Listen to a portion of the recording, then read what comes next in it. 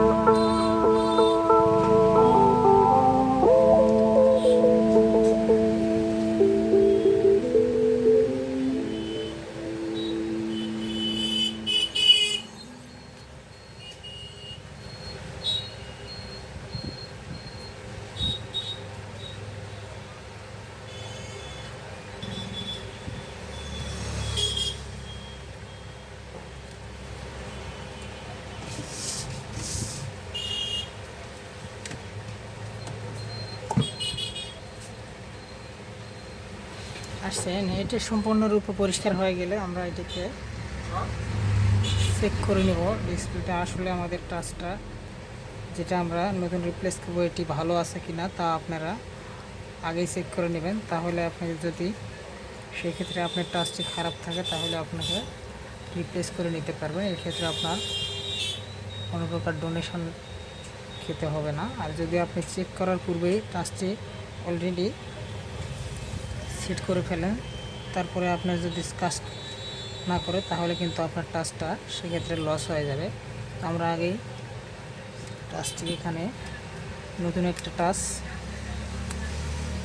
Check করে নিব আঠা লাগানোর পূর্বে।